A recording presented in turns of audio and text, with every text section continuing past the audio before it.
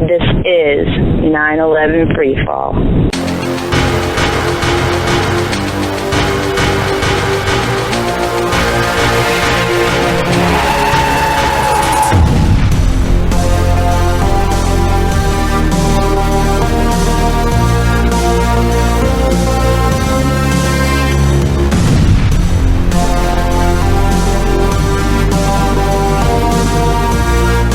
Good evening, ladies and gentlemen. This is your host, Andy Steele. Thank you again for joining me.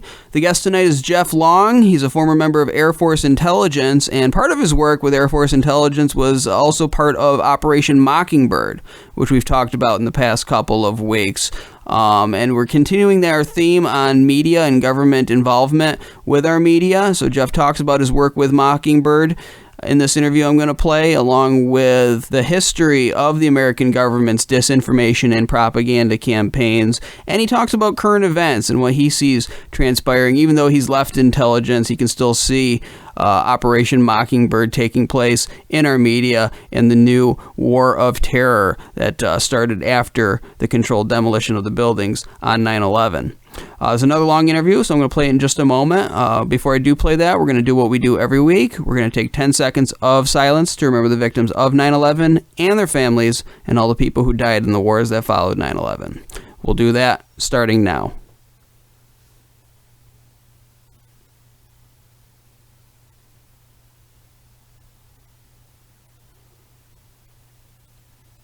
And that is 10 seconds.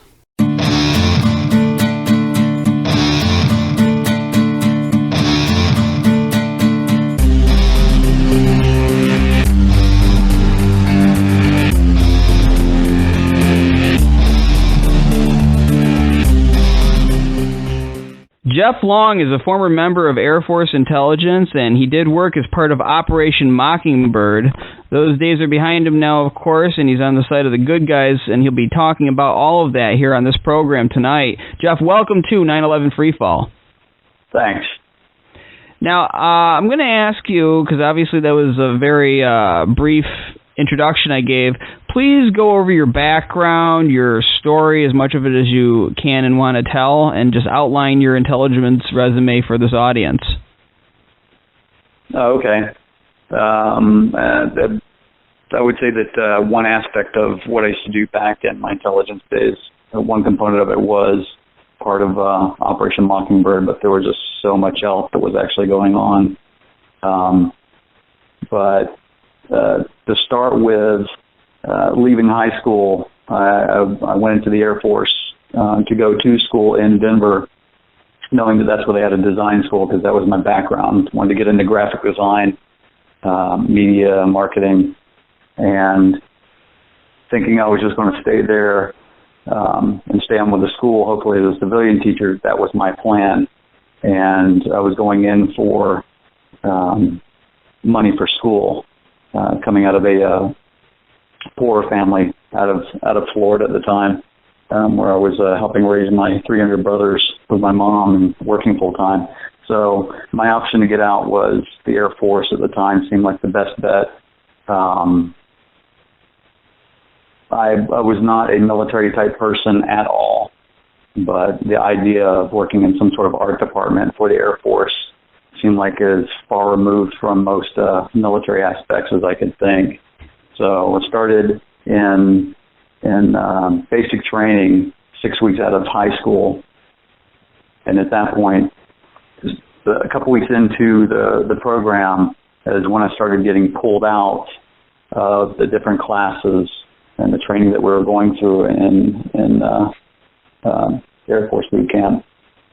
That I noticed I was taking a different myriad of different types of psychological exams.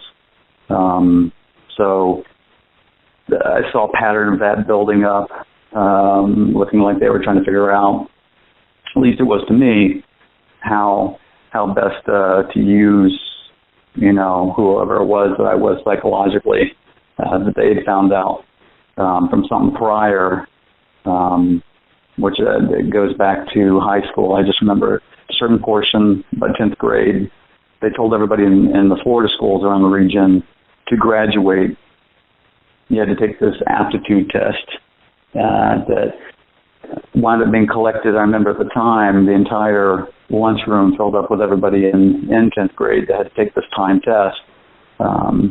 It had uniformed personnel from the military there to actually collect the tests and then take them off, and we had no idea what was going on after that point.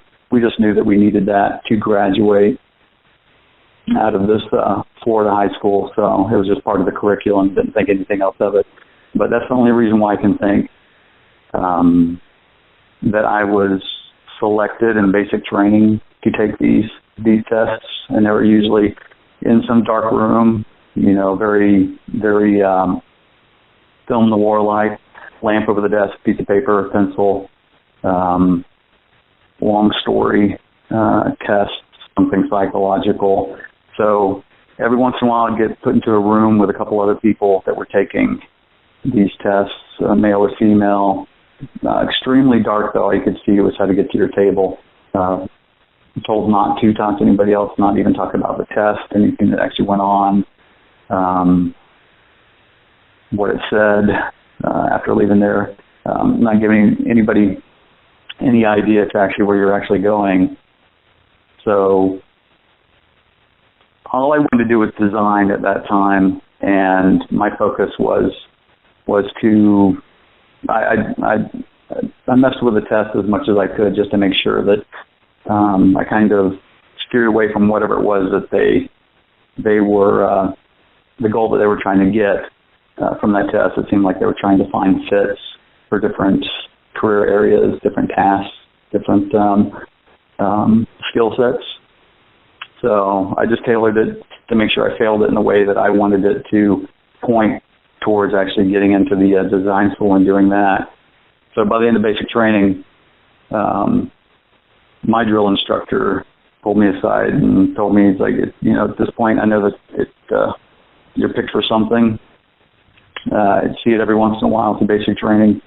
And they said that, they were just kind of hands off at that point, not treating me the same way as far as somebody went through boot camp, not the typical psychological drama and breakdown and what they do to everybody going through those courses to get into the military.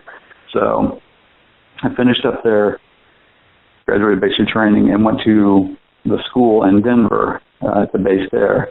And within a couple days of arriving at the school, as everybody came in there, reporting to the headquarters area, where everybody was getting the orders for their specific schools on the base as they were entering the real part of the Air Force.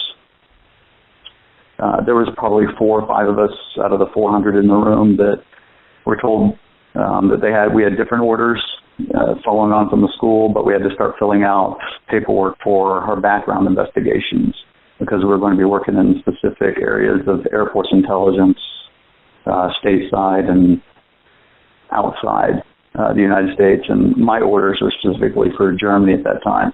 So as soon as I was finishing school, I was going to be heading straight to Germany in the Cold War aspect at the time.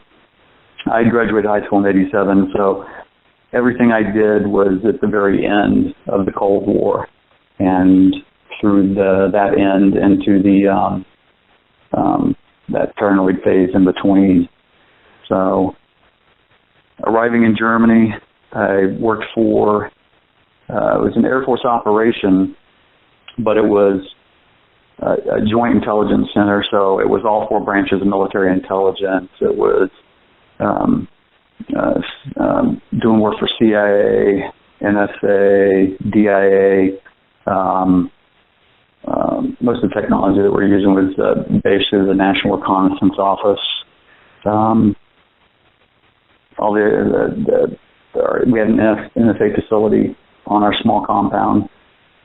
And so we catered to everybody in the intelligence community in that area at that time. I worked with FBI every once in a while. So it was a lot of NATO. I was providing intelligence products for all of U.S. intelligence, and then through our allies in NATO at the time.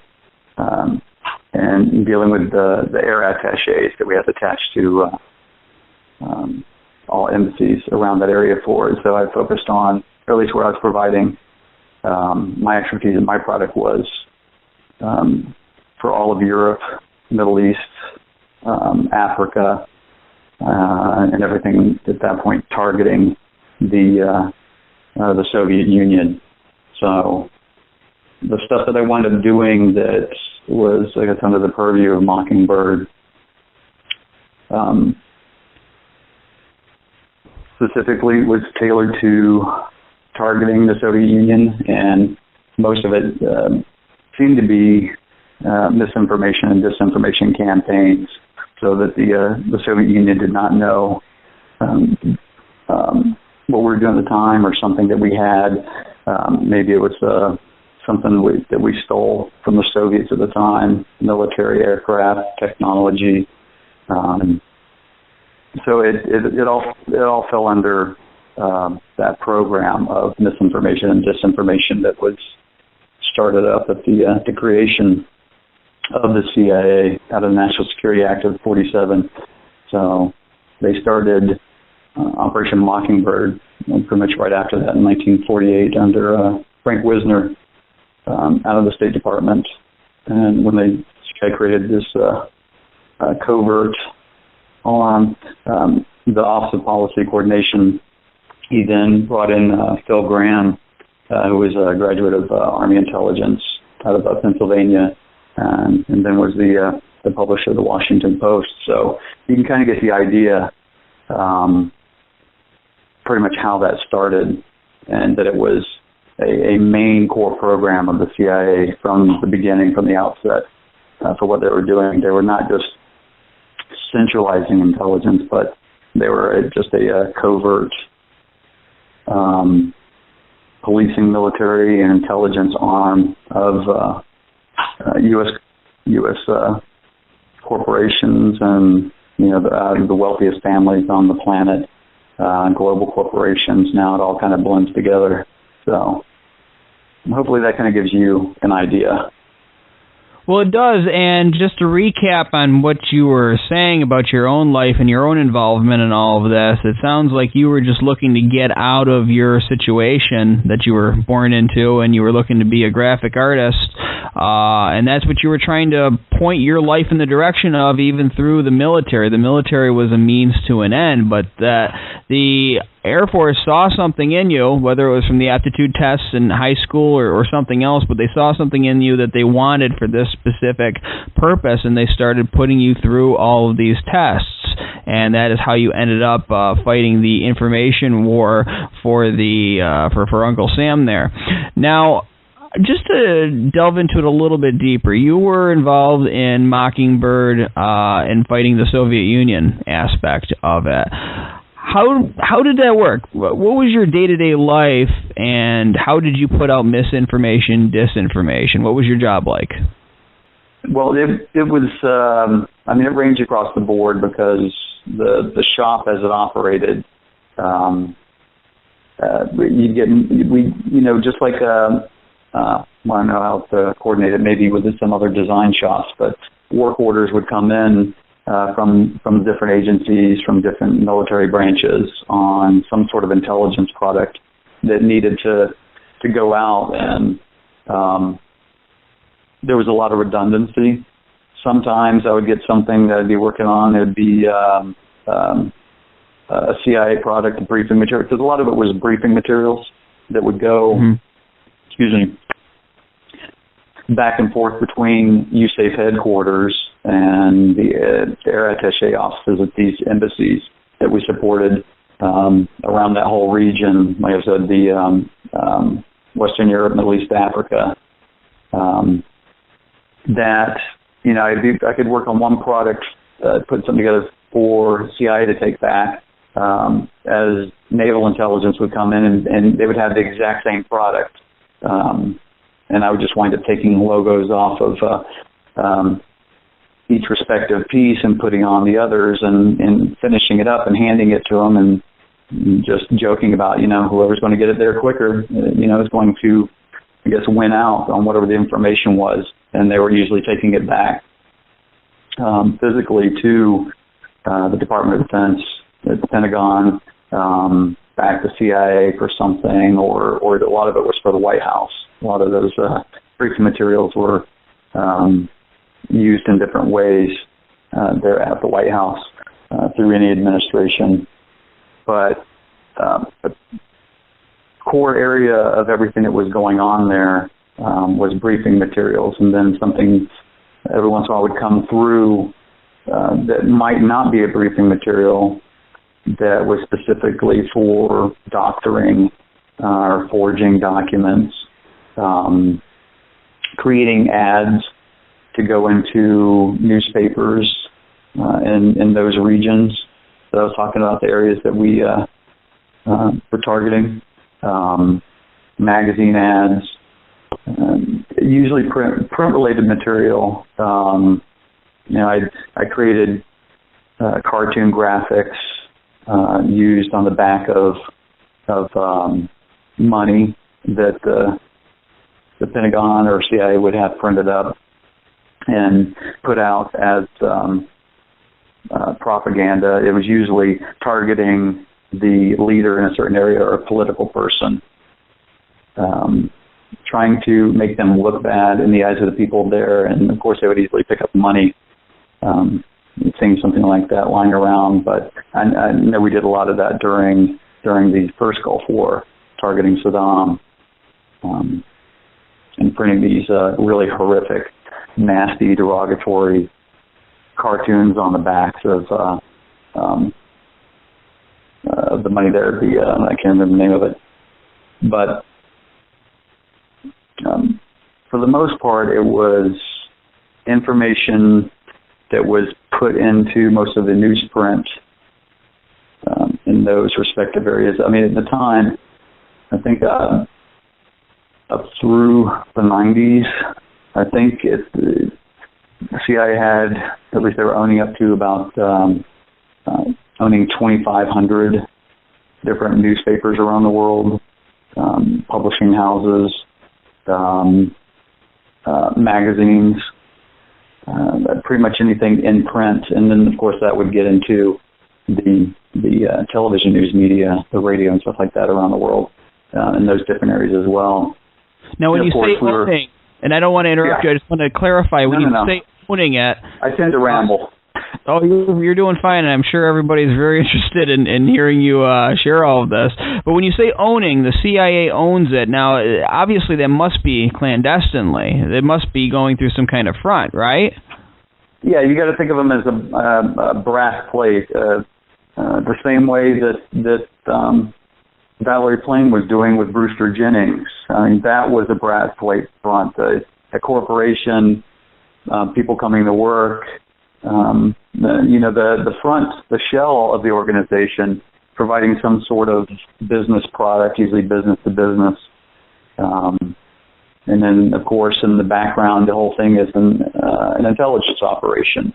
It's a way. It's a good way to get into different countries to set up operations, to do it something like that. But some of these publications around the world do not know that they're owned outright, through shell companies, private trusts. These are businesses that are bought up, and the way as corporations do, it's a shell game, moving back and forth. You don't know month to month, quarter to quarter who owns whom, and of course that gets into the larger aspect of our controlled U.S. media, like the big five that we've got. Those, if you look at the boards of directors of these organizations, of these news media outlets, you wind up seeing the same people across the board. Whether you'll see somebody that's on the board for NBC is also on the board of General Electric. It's also on the board of some other military-industrial complex company contractor. You see that with ABC, Disney, and Lockheed Martin. That saw a pretty extensive chart for that. It was a few years ago in a book that I've got here in the office. And at the time, it was very extensive, but these monopolies just keep changing year to year, and we can see how it's getting smaller and smaller. And I'm just surprised at this point, and I'm sure that most of the people that listen to your show know that freedom of the press is just a jingoistic tagline. Doesn't really mean anything. The same way that when Bush said that about the Constitution, I think he said it was just a damn piece of paper. And like, that's all it is, damn piece of paper. But and he's probably right that he knows that it's not really worth anything, that nobody pays attention to, at least at that level. The people that have infested the intelligence agencies, the ones that created some of these outright, some of these elite families, you just have this control mechanism that these same board members, these same people, these same CEOs, these same wealthy family members going across these boards, the same Rockefeller organizations that is funding most of this in the background. It's just been going on since the beginning, and with the National Security Act 47 creating all these different agencies, CIA specifically. It was a means to an end to make sure that they got control, and they do. I mean, most of these main media outlets, it was reported they had about 1,400 personnel on staff that were CIA personnel, whether they're a journalist, reporter, to the point of eventually just some of the publishers, but the editors. And the editors are the ones who are making the call on what is going to be put out there as news that day. So, and I asked Wayne Madsen about this when he was on. I'm going to ask you, too, as somebody that was on the inside and saw and knew people that were involved with this. How does Operation Mockingbird, the intelligence circles, get assets into the media? Do the people at the media, these reporters that you think are just reporters but are actually working for somebody else, do they go through training, or are they just people who get approached and somebody says to them, hey, you want to help out America? Read this. How does that work? How do you get somebody to do that? The people that are actually paid, trained CIA personnel, those assets that actually go through the training, they're different than, those are the main core, but they're different than the other reporters that are on staff that typically are just bought off. It's just a form of compromise based on somebody's vice and whatever their proclivity is, whether they're financially strapped, they might gamble. Money is an easy way. Usually other form is based in sex. So it depends on the type of proclivity that the person has. They'll look for something they might perceive as deviant behavior, which really doubt that there is much of that. Just the way that people are sexually and what they like. It could be as simple as an affair, or it could be an affair that could be a homosexual tryst. So a lot of those kind of things don't play out well here in Ma and Pa America with the way that they perceive their politicians to be. They're celebrities for the most part, or celebrities out of media. So you just have to be compromised. That's the easiest way in. And then next thing you know, they're funneling you money, and more than likely it's helping your career. So that's an easy way to go up the food chain. There are celebrities that we know at this point that have been CIA, started out that way, claiming to have left working with the agency, but we know that is highly unlikely and doubtful. Anderson Cooper, most people know that his middle name is Vanderbilt. He's from one of the wealthiest families on the planet, and it's all these wealthy families that set up these intelligence agencies, specifically CIA, with the people that surround and create this kind of secrecy within democracy. It helps them out very well. So they've been doing it for a very long time, including in the background, the boardrooms. And what better way than to have an intelligence agency based in the government, allegedly working for governmental powers, but for the most part, it's working for private interests in these different corporations and these controlling families. Julie Childs, she worked in OSS and was in CIA in the beginning, and then we see where she went to in her TV career. I mean, these people are placed in different areas, lots of different psych warfare going on because we have so many different aspects of the population that they're targeting to get this information out there, this disinformation, that the celebrities work very well in the background, being the face and putting out that kind of information. Anderson Cooper at least admitted to it, saying that he only did it, when he was in college over a couple summers working in the mailroom at CIA. But I don't know too many billionaire families where the kids are just working in the mailroom. The kid had a security clearance at that time, then leave CIA, and then wound up traveling over certain regions of the world, specifically over a couple of years, where we just tend to have coups and warfare break out that's specifically CIA related. So,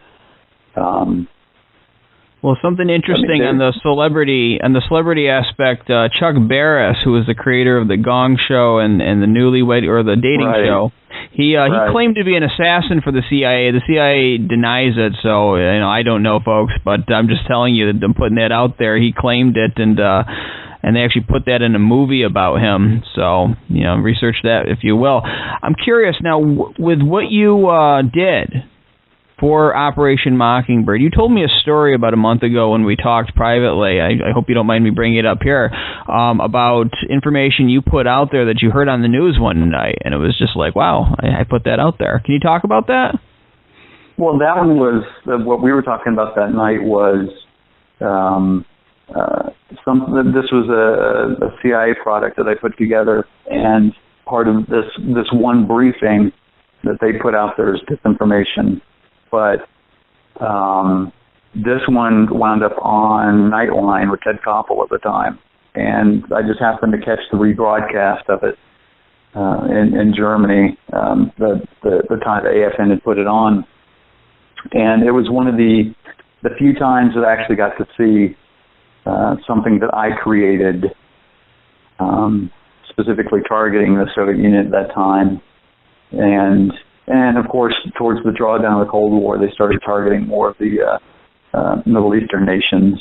But seeing this up there on screen, seeing something that I actually created that was right on my desk, see that on Nightline with Ted Koppel talking about it as the gospel truth, as it was put to them as being a leak, from a trusted unnamed source, and that should kind of paint the picture for most of those listening that whenever you hear that in DC coming out of any of those mouthpieces, the main organs of our controlled mass media, that most of the time, whatever it is that they're talking about, it's always somebody that's talking off the record that happens to work in that specific area, that part of intelligence within that part of the Pentagon, or somebody over at CIA, or somebody coming out of the NSA. That information coming out of there, it does not come out. There aren't real leaks the stuff that comes out is out there for a reason, and it's put out there by these from low to high, depending on the information. It's all psych warfare targeted towards the demographic that piece of media is going after. That the stuff that's coming out, whenever they say that it is from a source leak, you just got to understand that it's just going to be pure propaganda. It's only benefiting that part of the story, whatever it is that they're trying to target as somebody that we currently do not like, or something that we have to go after, or something we need to invade, or in certain aspects, political assassinations, as far as just a character assassination, because they don't need to go around targeting people with physical harm that way. Character assassination usually works best, and that is a major component of the Mockingbird program. Is you've got these people at high level in these different organizations, different news outlets, that they just get the information and they just run with it and target the person. And you can kind of see how it's evolved and played out in political attack ads during election cycles. So that's just a corollary. It's something that evolved out of that, and it's just so painfully obvious when watching those kinds of things. So, and that gets back to a way of getting people to work for you, and compromising is getting that kind of information. So some of those people that are out there normally would not want to put out some of that information, but they have something on them. But the people that are higher up, I mean, when the main nightly news, the reason why that trusted, intrepid teleprompter reader, the Cronkite type, Ted Koppel, those guys, the reason why they read the news in that certain pattern that they do, that neuralistic linguistics, that there's a pattern that they've been able to figure out that gets you to let down your defenses, to take in the information easier. I mean, that's why they all talk the same. That's why you see reality TV shows, or have noticed the same thing. Those type of shows, and the people are talking off camera, directly at the camera, outside of whatever is just played out in the show. They all have that same pattern of talking, and it's that's based on decades and decades of well-funded research on breaking somebody down to the point to where they're going to be able to let their defenses fall, and then taking the information to where it's trusted and believed. A lot of what I saw during the Cold War and towards the end of it, a lot of it was just in the morning sitting and reading message traffic from the different agencies that were reporting on current operations that were going on. These are just classified communications traffic that was running through our facility there, and I would just sit there with a cup of coffee in the morning, just reading it as it came through, going through the stuff from the night before, and getting an idea of what was going to become the news, in the next couple of weeks, the next month. Something that I would see in the New York Times a month later, because there was so much that was going on with stealing technology and trying to keep, at that time, the Soviet Union from knowing what we were doing, or figuring out what they thought we were doing, or it was just such a cat and mouse game, a really deadly one, and very well funded. But it was just so much disinformation and misinformation that was put out there, just to keep the other side guessing and not having an idea on what was actually going on.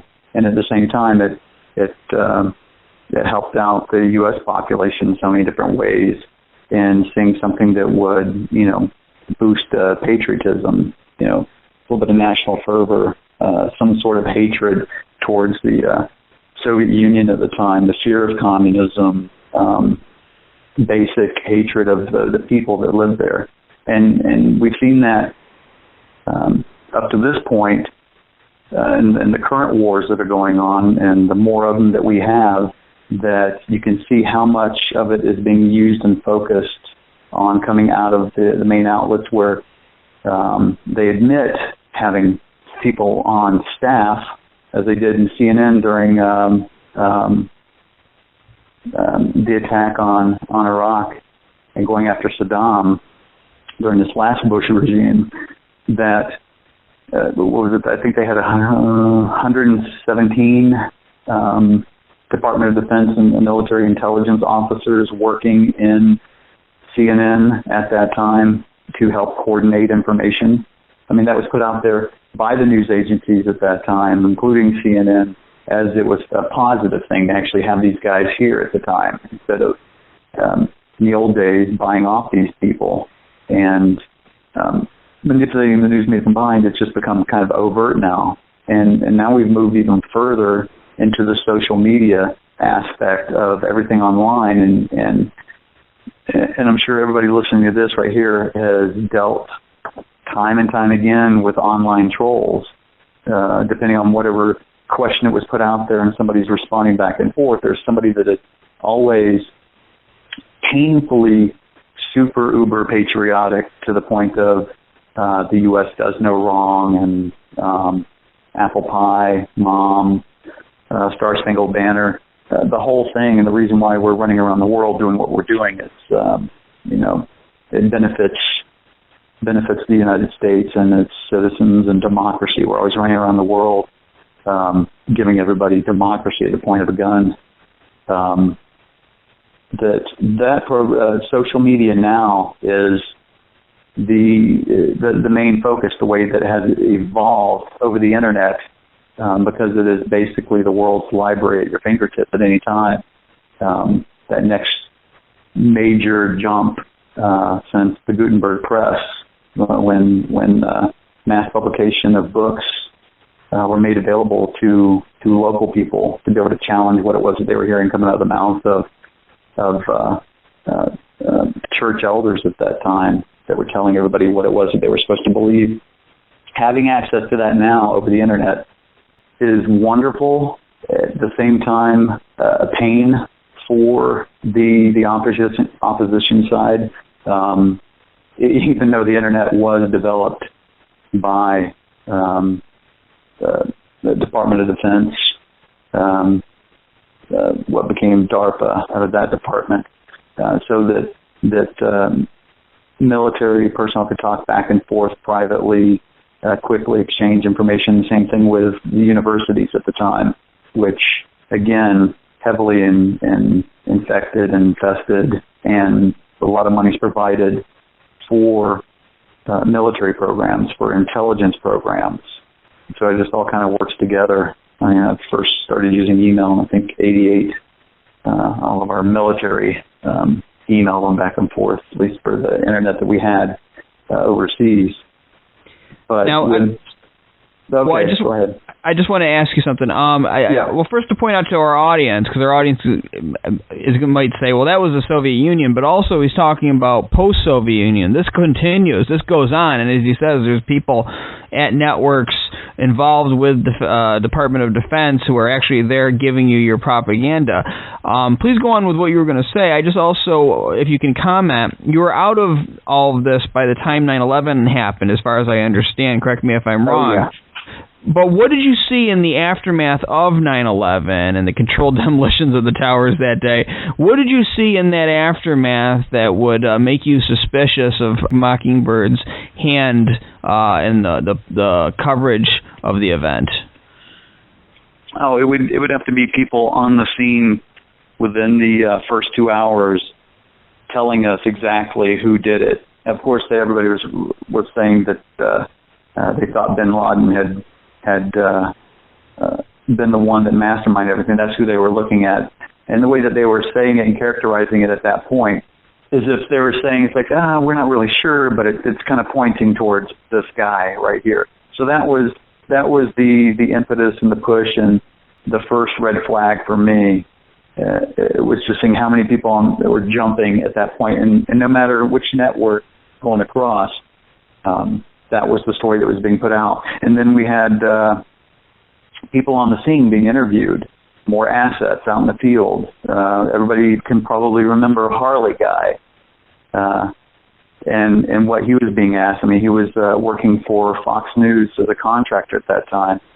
But he was if people go back and listen to his exact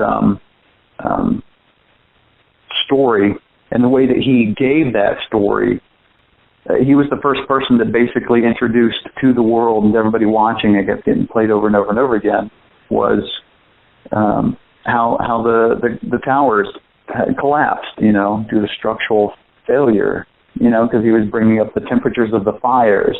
So instantly, he gives the first story to everybody on the government's version of how these towers must have come down. And it's through the other mouthpieces, Tom Brokaw, Dan Rather, the major networks, ABC, CNN, CBS, out of the five, that were basically giving us the first conspiracy theories on what happened that day. And if you go back, Dan Rather specifically talking about controlled demolition as he was replaying Building 7 coming down. These were like the first major red flags that were just popping up. And of course, out of those talking mouthpieces, putting the stuff out there, which became the basis for most of the 9/11 truth movement, in the directions that they were going. I don't think anybody even goes back. If they actually played the over and over again what they were saying, coming out of their mouths and what they were reporting at the time, they would see where they were the original conspiracy theorists based on the 9/11 movement, because they were the ones that were putting the information out there first. Like I said, within hours, it just smelled bullshit all across the board. But over the next, sometime over the next year, because Florida, at that time, it just decimated the economy because it's a hospitality industry state that's driven. People don't pay state taxes because all the tourists that come there pay for everything, and so pretty much funds everything. Within an instant, Florida lost 70% of its tourism after 9/11, so the job market just tanked, and people were scrambling for work. People were holding on as tight as they could to the jobs that they actually did have, no matter what it was. So as things slowed down and people were focusing on that, I was doing that at the same time. One of the first videos came out, and I think that one's called Hunt the Boeing, which was talking about the Pentagon trying to just ask a basic question. It was I think a flash animation piece, but that was one of the first things that I saw so early on that just brought it all back up to the forefront. Oh, I just wanted to ask you, you talked about how the internet was released by the Department of Defense. It seems like pulling off an operation of like 9/11, you would think people would look at something like Building 7 falling and say, hey, that looks a little weird. And this is speculation, so we're going to qualify it as that, but do you think that the people were arrogant, that they just overstepped and didn't count on people like you and me hooking up and putting together a show like this 13 years later? You can kind of see corollaries with the Kennedy assassination. Look how long that's gone on. I think the most recent poll that they did, 85% of the population think that it was a conspiracy, that it wasn't just Oswald, that the government had something to do with it. That's staggering numbers. And when you look at the numbers that always seem to follow Washington whenever the people are against everything during the last decade when Bush was in, when Jr. Was being the puppet of Cheney, that any time that there was a poll done and the numbers were that high, there was always like a 15, 16, 20% that always sided with the government. And that basically is the side of the population that is getting some sort of federal paycheck, whether it's you're directly working for the government or you're working for a corporation or a military-industrial complex contractor that is getting its funding from some sort of government project. So I think that with the internet coming out, it was just such a dearth of information. There was so much that came out and so much to see that, and again, there was also the first things that they were doing. Some of the first sites that popped up were created by people like us that like to do research and put it out there and question authority and really question history on what it was that we've been told by the people that typically win the last war. First sites that came up were conspiracy sites, people putting information out there. So it was easy to target and start the derogatory campaign of using conspiracy theorists and painting these oddball pictures the way that we're actually supposed to be. You know, these people that like to question what they're told, question government officials. So you've got all that information out there, but with the advent of social media and the 247 news cycle, YouTube in of itself being bought up by Google and becoming one of the main media channels that are out there for anybody. We're oversensitized, I guess, now to the amount of information that's out there. There's just not enough time in the day. You know, everybody's got their daily chores known as a job to do to go to be able to survive in this failing economy, the way I see it, a controlled demolition of our nation slowly. But just being able to survive in this type of economy. When you go home at night, there are certain people that just want to be entertained. I mean, we have all these infotainment channels that are out there. There's a reason why we have 500 to 1,000 channels out there of shows, and most of the stuff is reality TV now. So, and most of the other news that people see, especially now with the ease of use of smartphones, having a computer in your pocket that also is making the phone call, that's tracking every movement that you do. It's a data mining device. It's the best thing that they've got to use against you. That there's just so much out there. There's not enough time in the day to catch all this stuff, and that's why, you know, one of my favorite videos on 9/11 is a TV program based in Australia or New Zealand, and their questions they put out there in the title of the video is, when did 9/11 happen? They went into Manhattan, asked people on the street. I can't remember when they did this. Maybe it was 2004, 2005. And it was just the most oddball answers that they got back from all these people going back and forth. They just had no clue. They thought that they knew what they were talking about, but just seemed to not even really care.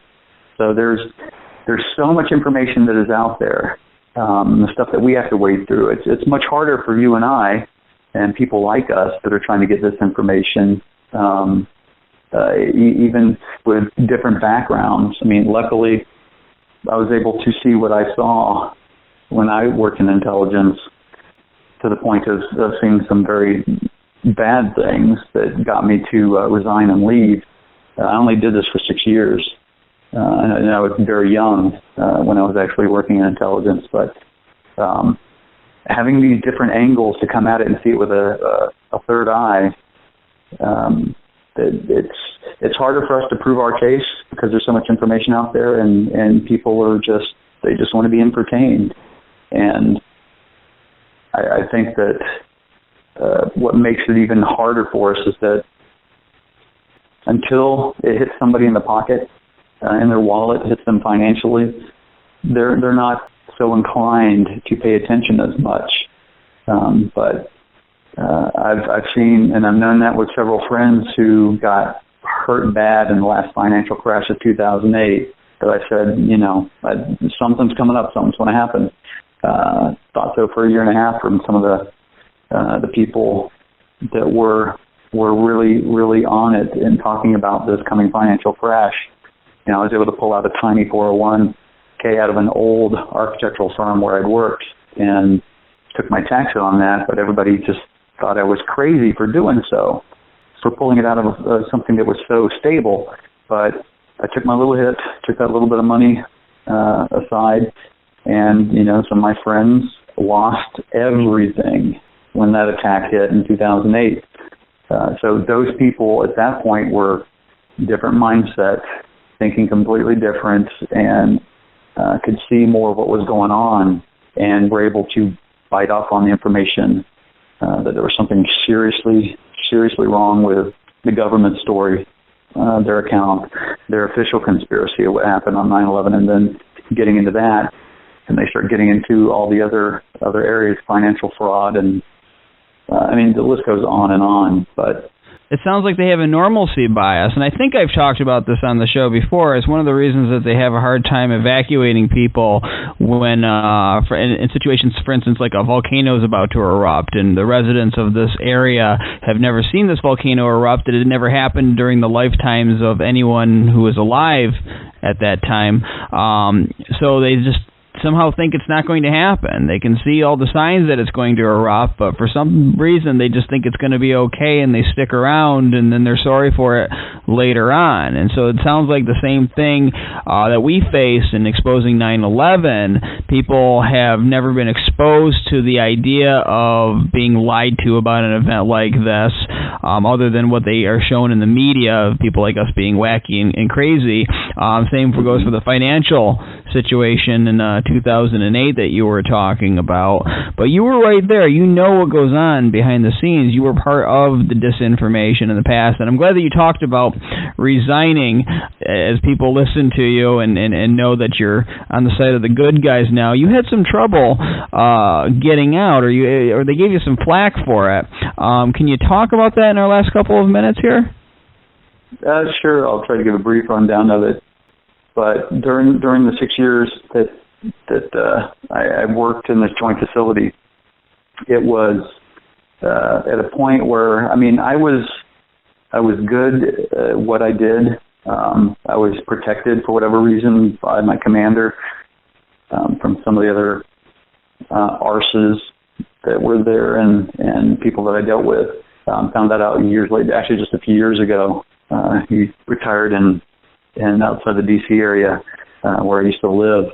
But early on, I was still, for all the awards and things that I was getting for the work and stuff that I was doing internally, I was pulled off of, I had to go back to the States for something mandatory, but at the last minute, Air Force Intelligence came over and pulled me off of Pan Am 103. The airliner that was blown up over Lockerbie, Scotland. They took me off that flight last minute because they knew something. There was a lot of chatter about that. I was not informed of it until afterwards. But I was very young and still in the beginning stages of all the work and everything I was doing for all these different clients in the intelligence community. So about four and a half years in, came across a book that was not supposed to be in the bookstore, where I got my stuff at Stars and Stripes in the housing area and in Germany, and it was one by Phil Agee, who used to be a station chief at CIA, mostly in Central and South America and Mexico. And he resigned from the CIA, did it properly, right paperwork, left allegedly amicably, and then they started on a character assassination program targeting him possibly for physical termination, but he was run out of so many different countries around the world, and what he talked about was actually going on. That was the beginning of where, because I'm a voracious reader, reading stuff that was the dark side the people that I was working with, not all the patriotic crap that was being jammed down everybody's throat. And that's the one thing that people have to understand is even what I was doing with such a high security clearance, working for all these different agencies that come into me for different intelligence products, is that it's highly compartmentalized and that, the left hand doesn't know what the right hand is doing. That was showcased so well that it came out of, people go back and read the book, see the movie, but Falcon and the Snowman, that information that was taken and given to the Soviets at the time for the spy satellite technology that we had, it was because everything was coming into one facility, almost the same way that I was doing that in our communications room with my coffee, reading message traffic, seeing what everybody was doing in these different areas, different programs. That was my main news feed, a classified news feed. But even with all that, it's highly compartmentalized, and you don't know what the other person's doing or actually what part of the project that you're working on. And in that instance with the spy technology, with the way that they separated that with spy satellites, because that's one of the main areas I used to work with, where for the National Reconnaissance Office, working with all these CIA satellites or spy satellites, that was a lot of the main core information that we were dealing with, and the SR-71, our U-2 spy plane program, dealing with all the spy satellite photography. Same thing with our flying missions that we used to do into Berlin at the time, and dealing with human agents on the ground with the stuff that they were capturing. Even with all this stuff coming in as just one aspect of what we were doing during the Cold War in this area, still highly compartmentalized and just don't know exactly what's actually going on and which part you're actually working with. So with the spy satellite, the people that build the spy satellite don't know how the cameras are working, and then they don't know the people that are actually operating the satellite and moving it around from the launch platforms and monitoring it out of the NRO or whatever they're doing in NORAD. It sounds like the right hand doesn't know what the left hand is doing, and this is how they get away with this stuff. Unfortunately, our hour has gone by very fast here, and I promise our listeners we will have Jeff back on to talk more about this. It's fascinating to actually hear it from somebody who's on the other side, but we are going to pick this up. Unfortunately, we are out of time. Jeff, thank you so much for coming on the program, and I hope we have you on again very, very soon. Thanks for listening. Remember, you can hear this program every Thursday night on No Lies Radio at 10 o'clock Eastern, 7 o'clock Pacific. You can also download MP3s of this show from the Internet Archive by going to 911freefall.com. This is Andy Steele saying have a great week and good luck.